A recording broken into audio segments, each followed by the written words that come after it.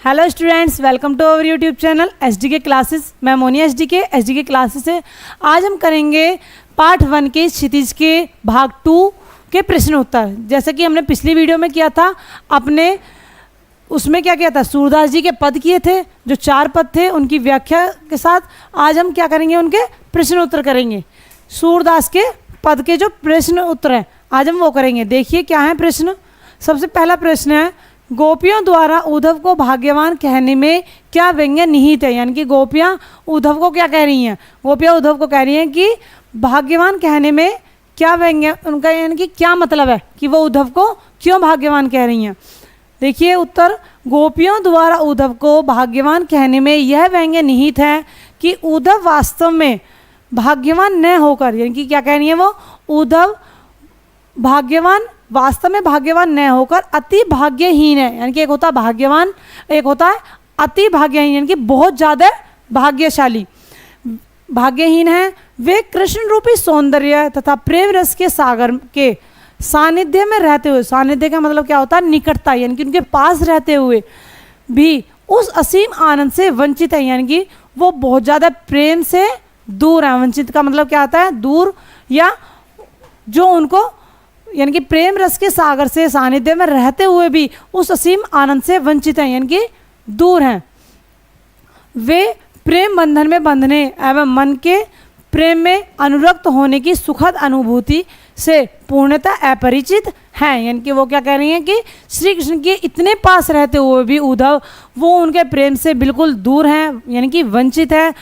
और जो सानिध्य का मतलब बताया था, सानिध्य का मतलब क्या बोला था उन्होंने कि इतनी ज़्यादा निकटता, इतने ज़्यादा पास रहते हुए भी वो उनके असीम आनंद से वंचित हैं।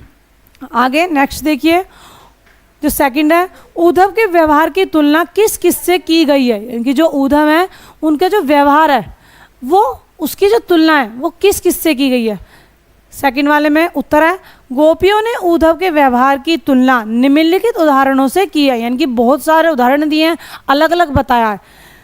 फर्स्ट है, गोपियों ने उद्धव के व्यवहार की तुलना कमल के पत्ते से की है, जो जल में रहते हुए भी उससे प्रभावित नहीं होता है। जैसे कि मैंने पद में बताया था कि वो क्या कह रही हैं, उद्धव के बारे में बता रही हैं, उद्धव के व्यवहार किस तरीके का है। हम पानी में, अगर हमारे पानी में कमल का फूल है तो वो कमल का फूल क्या होता है, कभी भी उसमें अंदर नहीं रहता। कमल का फूल कहाँ होता है, हमेशा पानी के ऊपर रहता है। तो सेम उन्होंने भी यही बोला है कि गोपियों ने उद्धव के व्यवहार की तुलना किससे की है, कमल के पत्ते से की है। अगर हम कमल के पत्ते पर कोई भी जल की बूंद यानी कि पानी की बूंद डालेंगे तो वो पत्ते पर कभी भी नहीं रुकती, वो क्या होती है, एकदम से स्लाइड हो जाती है, इनकी फिसल जाती है और वो पानी वापस पानी में मिल जाता है। तो उसी तरीके से कि कमल के पत्ते से की है, जो जल में रहते हुए भी उससे प्रभावित नहीं होता है। नेक्स्ट है, वह जल में रखे तेल के मटके के समान है। यानी कि क्या कहने हैं, वह जल में रखे तेल के मटके के समान है। क्योंकि अगर हम जल में तेल का मटका या तेल की बूंद कुछ भी डालें तो उसमें क्या है, वह जल में रखे तेल के मटके के समान है, जिस पर जल की एक बूंद भी टिक नहीं पाती। क्या कह रही हैं, अगर सेम वही कि जैसे हमेशा पानी के ऊपर कमल रहता है और कमल के पत्ते पर हम पानी की बूंद डालेंगे तो क्या होगा, वो पानी तुरंत फिसल जाता, पत्ते पर नहीं रुकता कभी भी। तो सेम दूसरे में भी यही बोला है कि अगर हम तेल में कोई भी जल की बूंद डालेंगे तो वो क्या हो जाता है, हमेशा ऊपर आ जाता है। तो उस तरीके से इन्होंने बोला है। देखिए अब थर्ड क्वेश्चन, गोपियों ने किन किन उदाहरणों के माध्यम से उद्धव को उल्हाने दिए हैं। किसको दिए हैं, गोपियों ने किन किन उदाहरणों के माध्यम से उद्धव को उल्हाने दिए हैं। गोपियों ने किसको दिए हैं, उद्धव को दिए हैं। उत्तर देखिए, गोपियों ने अनेक उदाहरणों के माध्यम से उद्धव को उल्हाने दिए हैं। यानी कि सेम इसमें भी क्या कहनी है, वो अलग अलग लाइनों में उल्हाने दिए हैं। यानी कि एक ताना होता है यार, कि ताने दिए हैं कि गोपियाँ उद्धव के व्यवहार को कमल के पत्ते के समान बताती हैं, जो पानी में रहकर भी उससे अछूता रहता है। यानी वे प्रेम के मूर्त कृष्ण के संग रहकर भी उसका अर्थ नहीं जान पाए। वो क्या कहनी है कि उद्धव श्री कृष्ण के इतने ज़्यादा समीप यानी कि इतने ज़्यादा पास रहते हुए भी वो उनके प्रेम का अर्थ नहीं जान पाए। नेक्स्ट है, गोपियाँ उन्हें बड़भागी कहती हैं। गोपियाँ क्या कहती हैं किसको कहती हैं? उद्धव को कहती हैं। और क्या कह रही हैं कि वो बहुत ही बड़भागी हैं। बड़भागी का मतलब क्या होता है?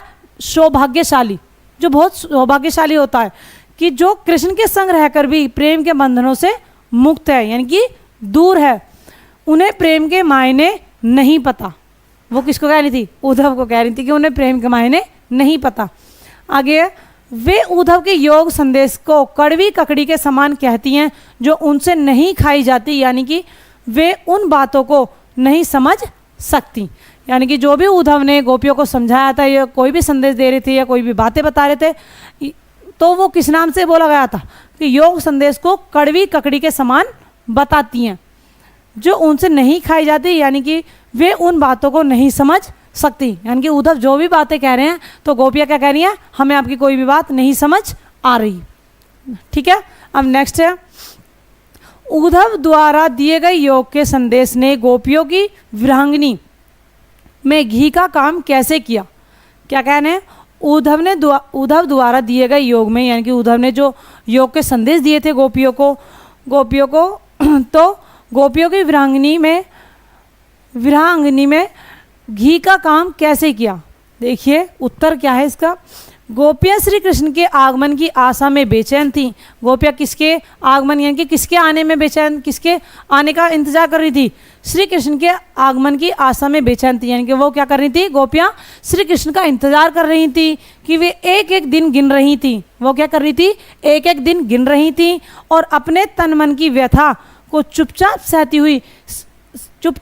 हुई कृष्ण के प्रेम रस में डूबी हुई थी। वो क्या कर रही थी? कि एक दिन श्री कृष्ण आएंगे और हम अपनी सारी बातें किससे कह पाएंगे? श्री कृष्ण से कह पाएंगे। आगे क्या है? परंतु कृष्ण ने स्वयं ने आकर योग का संदेश देने के लिए उद्धव को भेज दिया है। क्या कह रही हैं? कि श्री कृष्ण स्वयं तो आए नहीं, यानी कि खुद तो आए नहीं, लेकिन किसको भेजा? उद्धव को भेजा। क्या देकर? एक संदेश देकर।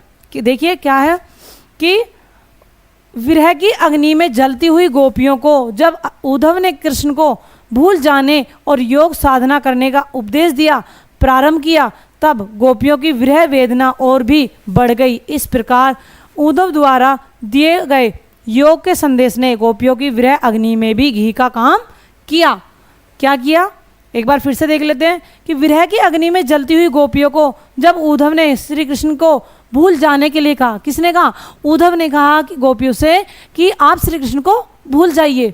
ठीक है, और वो क्या हो रही थी? गोपियाँ वो क्या हो रही थी? एक अग्नि में जलने के तरह वो अपने आप को फील कर रही थी, इनकी महसूस कर रही थी कि अगर श्री कृष्ण नहीं आए उनकी याद में, तो वो क्या कर रही थी कि हम एक अग्नि में, यानी कि एक आग में जल रहे हैं उनके बिना। तो और तभी उद्धव ने क्या कह दिया कि श्री कृष्ण को आप भूल जाओ, और योग साधना करने का उपदेश देना प्रारंभ किया। तब गोपियों की विरह वेदना और भी बढ़ गई। इस प्रकार उद्धव द्वारा दिए गए योग के संदेश ने गोपियों की विरह अग्नि में घी डाल दिया, यानी कि वो बहुत ज़्यादा परेशान हो गई। देखिए आगे 5th प्रश्न क्या है? मर्यादा न लही के माध्यम से कौन सी मर्यादा न रहने की बात की जा रही है? उत्तर देखिए क्या है। मर्यादा न लही के माध्यम से प्रेम की मर्यादा न रहने की बात की जा रही है। यानी कि क्या कह रही हैं कि मर्यादा न लही के माध्यम से प्रेम की मर्यादा न रहने की बात की जा रही है। कृष्ण के मथुरा चले जाने पर गोपियाँ उनके वियोग में जल रही थीं। यानी कि जब श्री कृष्ण मथुरा चले गए थे तो उनके वियोग में, यानी कि उनके इंतजार में, उनके बिना क्या हो रही थी? गोपियाँ वियोग में जल रही थी। यानी कि क्या कह रहे हैं? वो श्री कृष्ण के इंतजार में जल रही थी। आगे कृष्ण के आने पर ही उनकी विरह वेदना मिट सकती थी। यानी कि वो क्या कह रही हैं? जब तक श्री कृष्ण नहीं आएंगे तो हमारी इंतजार या कोई भी हमारे मन की जो बात है वो मिट नहीं सकती। परंतु कृष्ण ने स्वयं ने आकर उद्धव को योग संदेश के साथ भेज दिया है, जिसने गोपियों के उनकी मर्यादा का त्याग करने पर आतुर कर दिया है। वो क्या कह रहे हैं कि परंतु कृष्ण ने स्वयं ने आकर, वो क्या कह रही हैं कि कृष्ण स्वयं तो नहीं आए, लेकिन उद्धव का योग संदेश के साथ जो भेजा है उन्होंने संदेश, जिसने गोपियों की उनकी मर्यादा का त्याग करने पर आतुर कर दिया है। यानी कि वो क्या कह रहे हैं कि गोपियों का त्याग कर दो। वो क्या कह रहे हैं कि गोपियों का उनकी मर्यादा का त्याग करने का आतुर कर दिया है। देखिए अब नेक्स्ट क्या है, कृष्ण के प्रति अपने अनन्य प्रेम को गोपियों ने किस प्रकार अभिव्यक्त किया है। क्या कहनी है, कृष्ण के प्रति अपने अनन्य प्रेम को गोपियों ने किस प्रकार अभिव्यक्त किया है। देखिए आगे उत्तर क्या है, उत्तर है गोपियों ने कृष्ण के प्रति अपने अनन्य प्रेम को विभिन्न प्रकार से दिखाया। क्या कह रही हैं गोपियाँ कि उन्होंने अपने प्रेम को कृष्ण के प्रति अनन्य प्रेम को यानी कि विभिन्न प्रकार से दिखाया, यानी कि अलग अलग तरीके से दिखाया है। गोपियों ने, पहला है गोपियों ने अपनी तुलना उन चींटियों के साथ की है जो गुड़ श्री कृष्ण भक्ति पर आसक्त होकर उससे चिपट जाती हैं। यानी कि चींटियाँ जो होती हैं किससे चिपट जाती हैं, गुड़ से चिपक जाती हैं। ठीक है, तो उसी तरीके से कहती हैं कि और फिर स्वयं को छुड़ा न पाने के कारण वही प्राण त्याग देती हैं। वो क्या करती हैं, चींटियाँ गुड़ से फिर अपने आप को नहीं छुटा पाती, तो इसलिए क्या कह रही हैं वो, फिर वो उसी तरीके से वहीं पर प्राण त्याग देती हैं। उसी तरीके से गोपियाँ भी यही कह रही हैं कि अगर हम श्री कृष्ण के बिना रहेंगे तो हम भी अपने प्राण त्याग देंगे। आगे क्या है, उन्होंने खुद को हारिल पक्षी व श्री कृष्ण को लकड़ी की भांति बताया है, यानी कि जिसके सहारे से वे जिंदा हैं, जीवित हैं, या जिसके सहारे से वो चल पा रही हैं, जो उनकी उम्मीद है। जिस प्रकार हारिल पक्षी सदैव अपने पंजे में कोई लकड़ी अथवा तिनका पकड़े रहता है, उसे किसी भी दशा में नहीं छोड़ता, उसी प्रकार गोपियों ने भी मन, कर्म और वचन से कृष्ण को अपने हृदय में दृढ़ता पूर्वक बसा लिया है। यानी कि वो कुछ भी हो जाए, दिन हो रात हो, कोई भी काम करने का समय हो, किसी भी तरीके से हो, उनका हर समय सिर्फ कि कहाँ पर ध्यान रहता है, श्री कृष्ण के ऊपर ध्यान रहता है। वे जागते सोते स्वप्न व्यवस्था में दिन रात कृष्ण कृष्ण की ही रट लगाती रहती हैं। वो किसकी रट लगाती हैं गोपियाँ, श्री कृष्ण की रट लगाती रहती हैं। दिन हो रात हो, स्वप्न हो, या कुछ भी काम कर रही हो, उनका ध्यान कहाँ रहता है, गोपियों का श्री कृष्ण में रहता है। ठीक है, देखिए आगे क्वेश्चन नंबर 7, इनके प्रश्न 7, गोपियों ने उद्धव से योग की शिक्षा कैसे लोगों को देने की बात कही। यानी कि गोपियों ने उद्धव से योग की शिक्षा, यानी कि क्या कर रहे थे, उद्धव योग की शिक्षा किसको दे रहे थे, गोपियों को दे रहे थे।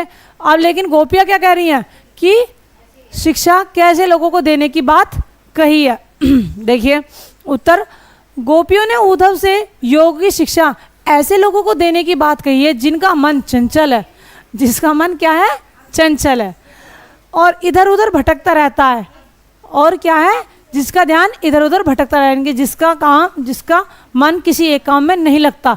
आज मैं ये कर रहा हूँ, आज मैं वो करना है, मुझे ये भी करना है, मुझे वो काम भी करना है, तो ये इस तरीके से क्या होते हैं, चंचल वाले लोग होते हैं।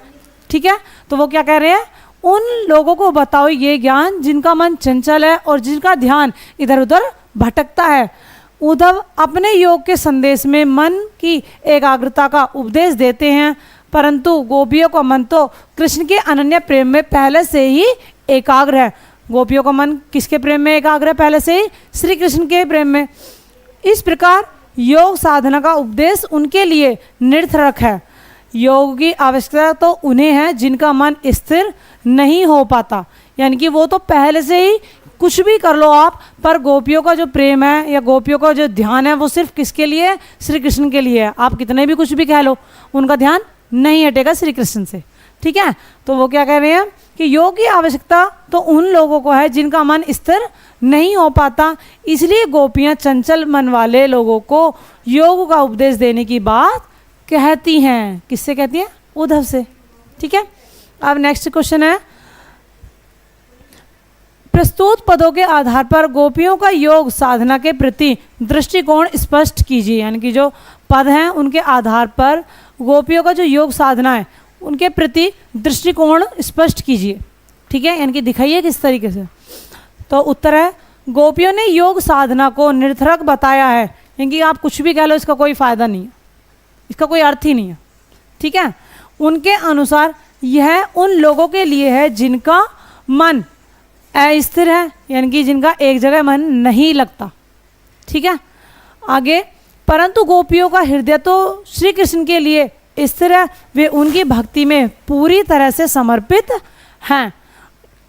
जैसे बहुत से बच्चे होते हैं, किसी को श्री कृष्ण प्यारे लगते हैं, कोई श्री कृष्ण की ज़्यादा भक्ति करता है, कोई शिवजी भगवान की ज़्यादा प्रार्थना करता है, जो कोई शिवजी भगवान जी मानता है, कोई श्री गणेश में मानता है, कोई श्री राम प्रभु में मानते हैं। तो इस तरीके से क्या है, गोपियाँ क्या कह रही हैं कि हम तो हर तरीके से श्री कृष्ण के लिए समर्पित है। आप कुछ भी कह लो गोपियों के सामने, वो सिर्फ किसके लिए है, सिर्फ श्री कृष्ण के लिए। योग ज्ञान उनके लिए कड़वी ककड़ी के समान है, जिसे खाना बहुत ही मुश्किल है, और यह ज्ञान गोपियों के लिए बीमारी से अधिक कुछ नहीं है। वो कह रही हैं अगर हम इस ज्ञान को लेंगे तो हमें इसके बिना, यानी कि ये किस लेवल पे पहुंचेगा उनका, कि यह ज्ञान गोपियों के लिए बीमारी से अधिक कुछ नहीं है, वो एक बीमारी है उनके लिए। ठीक है, अब देखिए नेक्स्ट प्रश्न 9, गोपियों के अनुसार राजा का धर्म क्या होना चाहिए। जो गोपियाँ कह रही थी, आपके पद में मैंने समझाया था आपको पिछली वीडियो में, तो वो क्या कह रही थी कि गोपियों के अनुसार राजा का धर्म क्या होना चाहिए। गोपियाँ कह रही हैं एक राजा के लिए कि उनका धर्म क्या होना चाहिए।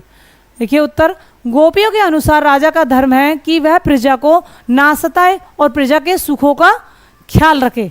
क्या कह रही हैं वो, कि एक राजा अपनी प्रजा को दुख ना पहुंचाए और उनका ख्याल रखे, यही राजधर्म है। आगे नेक्स्ट है प्रश्न 10, गोपियों को कृष्ण में ऐसे कौन सा परिवर्तन दिखाई दिए जिनके कारण वे अपना मन वापस पा लेने की बात कहती हैं। अब क्या कह रही हैं वो, कि श्री कृष्ण में ऐसी उन्हें कौन सी बात लगी या कौन सी बात दिखाई दी या कौन से ऐसे चेंजेस दिखे, परिवर्तन दिखे कि जिनके कारण वे अपना मन वापस लेने की बात कहती हैं। देखिए उत्तर क्या है इसका, गोपियों को लगता है कि कृष्ण ने अब राजनीति सीख ली है। गोपियाँ क्या कहती हैं कि श्री कृष्ण ने अब राजनीति सीख ली है, उनकी बुद्धि पहले से भी अधिक चतुर हो गई है, यानी कि तेज हो गई है। वो तो भगवान है, वो तो पहले से सब कुछ जानते हैं। ठीक है, तो पहले वे प्रेम का बदला प्रेम से चुकाते थे, परंतु अब प्रेम की मर्यादा भूलकर योग का संदेश देने लगे हैं। वो पहले क्या करते थे, वो प्रेम की भाषा प्रेम में ही उत्तर देते थे। ठीक है कि प्रेम के बदले प्रेम देते थे।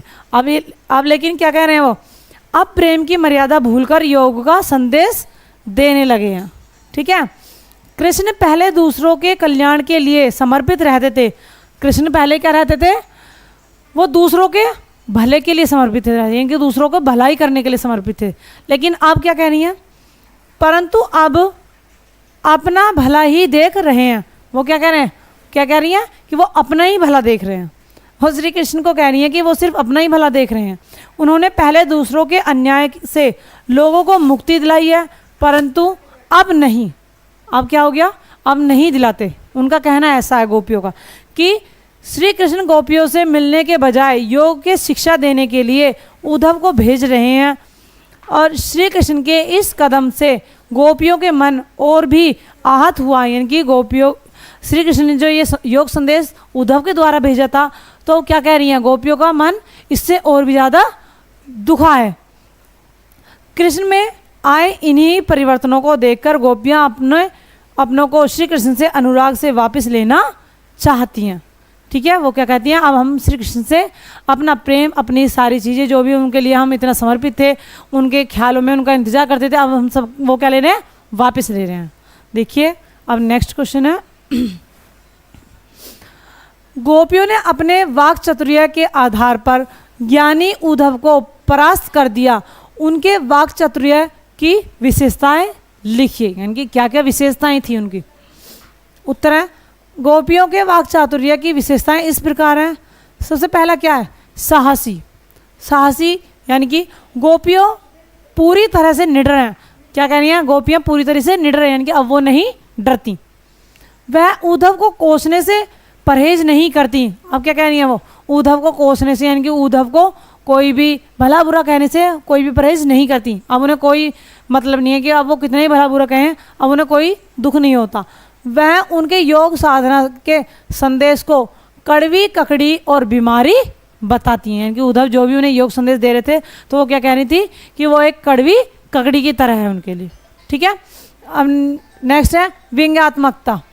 गोपियों ने बड़े ही प्रभावशाली ढंग से व्यंग्य करती हैं, यानी कि गोपियों ने बड़े ही प्रभावशाली ढंग से व्यंग्य करती हैं। वे उद्धव को बड़भागी कहती हैं। वो उद्धव को क्या कहती थी, बड़भागी कहती थी, यानी कि बहुत भाग्यशाली। ठीक है, तो चूंकि वह श्री कृष्ण के पास रहकर भी प्रेम से अछूते रहे, यह कहकर वह उद्धव का उपहास करती हैं। यानी कि वो क्या कह रही हैं उद्धव को कि वो श्री कृष्ण के पास रहकर भी उनके प्रेम से अछूता है, यानी कि उनके प्रेम से दूर हैं, और यह कहकर वह उद्धव का उपहास करती हैं, यानी कि उनके उपहास का मतलब एक बुराई करती हैं। ठीक है, अब नेक्स्ट है स्पष्टता। अब क्या कह रही है वो, अब क्या टॉपिक है, स्पष्टता, क्लियर। वे स्पष्ट शब्दों में उद्धव को बताती हैं, यानी कि वे साफ शब्दों में उद्धव से कहती हैं कि वे कृष्ण के प्रेम में पूरी तरह से लीन हैं, इसलिए उनके योग संदेश का उन पर कोई कुछ असर नहीं पड़ने वाला। वो कह रही हैं कि हम श्री कृष्ण के प्रेम में बहुत ज़्यादा लीन हैं, हम पूरी तरीके से समर्पित हैं, पर इससे उन पर उनके योग संदेश से उन पर कोई भी प्रभाव नहीं पड़ेगा। आप कुछ भी कह लो। ठीक है, अब है लास्ट क्वेश्चन है हमारा 12। देखिए क्या है, संकलित पदों को ध्यान में रखते हुए सूर के भ्रमर गीत की मुख्य विशेषताएं बताइए। ठीक है, क्या है वो भ्रमर गीत की मुख्य विशेषताएं। फर्स्ट है, निर्गुण और निराकार भक्ति से ज़्यादा सगुण और साकार भक्ति को ज़्यादा महत्व दिया गया है। क्या बोला गया है, निर्गुण और निराकार भक्ति से, निर्गुण यानी कि बिना गुण वाला। ठीक है, तो निर्गुण और निराकार भक्ति से ज़्यादा सगुण और साकार भक्ति को ज़्यादा महत्व दिया गया है। नेक्स्ट है, योग साधना का महत्व प्रेम की एक निष्ठाता के सामने कम है। क्या बोला उन्होंने, योग साधना का महत्व प्रेम की एक निष्ठाता के सामने कम है। नेक्स्ट है, गोपियाँ विरह वेदना झेल रही हैं। क्या झेल रही हैं, गोपियाँ विरह वेदना झेल रही हैं यानी कि श्री कृष्ण ना आने की जो उनका जो समय है वो झेल रही हैं। ठीक है, गोपियों ने सरलता, मार्मिकता, उपालंब, व्यंग्यात्मक कथा, तर्क शक्ति आदि के द्वारा उद्धव के ज्ञान योग को तुच्छ सिद्ध किया है। यानी कि वो हर तरीके से क्या कह रही हैं कि हम इसका योग संदेश, यानी कि जो भी उद्धव योग संदेश दे रहे थे वो क्या कह रही हैं, वो उस चीज़ को नहीं मान रही हैं। नेक्स्ट है, गोपियों ने खुद को हारिल पक्षी व श्री कृष्ण को लकड़ी की भांति बताकर अनन्य प्रेम का परिचय दिया है। ठीक है, एक हारिल पक्षी की तरह एग्जाम्पल दिया है, उदाहरण दिया है। आगे अनुप्रास, उपमा, दृष्टांत, रूपक, व्यतिरेक, विभावना, अतिशयोक्ति आदि अनेक अलंकारों का सुंदर प्रयोग किया। ये सभी क्या थे, अलंकार थे, इनका प्रयोग किया है। शुद्ध साहित्यिक ब्रजभाषा का प्रयोग हुआ है, और भी संगीतात्मकता का गुण सहज ही दृष्टिगत होता है। देखिए आज हमारे पार्ट 1 के जो 12 यानी कि जो 12 प्रश्न उत्तर थे वो कंप्लीट हो चुके हैं। हमारा पार्ट 1 कंप्लीट होता है यहीं पर। नेक्स्ट वीडियो में हम जल्दी मिलेंगे। ये कौन सी बुक के थे, क्षितिज भाग 2 के। प्लीज़ हमारे चैनल को लाइक करें, सब्सक्राइब करें एंड शेयर करें। अब जल्दी नेक्स्ट वीडियो में मिलेंगे, तब तक के लिए बाय बाय।